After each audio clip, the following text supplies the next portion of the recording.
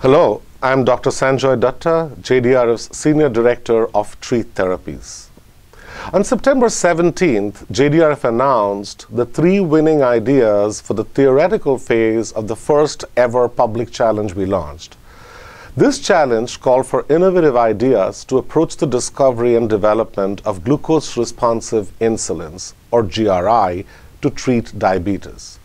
I had the honor of being a part of the selection process right from the very beginning, along with the entire JDRF scientific team, as well as experts from outside the field in the GRI. It's my pleasure today to dig a little deeper and answer some key questions about GRI and the grand challenge. What is a glucose-responsive insulin, or GRI, and what is so exciting about its development? We are very excited about the potential of the development of GRI because it could help lift a lot of the burden from today's insulin treatment. Currently, managing insulin-dependent diabetes, particularly type 1 diabetes, can be extremely arduous. People with the disease must constantly monitor their blood glucose levels and administer insulin accordingly. GRI is a treatment that would deliver a precise amount of insulin needed in response to circulating levels of blood glucose 24 hours a day.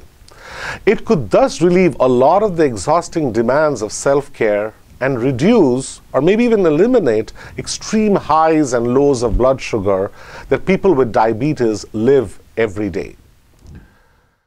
Now, what might a GRI look like for people with type 1 diabetes? A plethora of possible answers exist to the question of what a GRI might look like for someone with type 1 diabetes. It is very hard to predict now at this early stage with concepts without much experimental validation. This is part of the reason why we decided to reach far and wide to understand how to develop a treatment. Stages of possible development, testing, and scientific and regulatory approvals are necessary before we have a clear picture of what this treatment looks like. Now, what were the criteria for the glucose-responsive insulin ideas?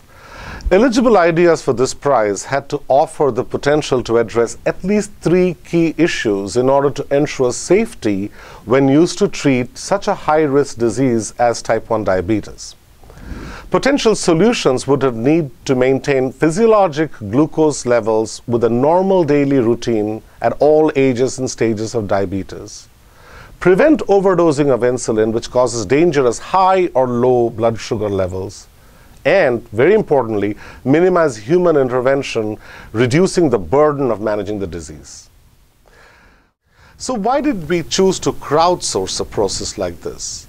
We wanted to open the challenge to the public as a way of broadening our views on possible solutions for the development of GRI by expanding the pool of potential solvers. And to ensure complete fairness, we were blinded throughout the selection process. We received over 60 applications, which we ultimately narrowed down to the 3 ideas that were found to be most innovative. The winning ideas came from people beyond the field of diabetes, were all innovative and very distinct from each other. The winners include 2 teams of 2 solvers and 1 individual solver. We now know that they're extremely motivated and thrilled not only about receiving the prize, but about the opportunity to take this to the next step.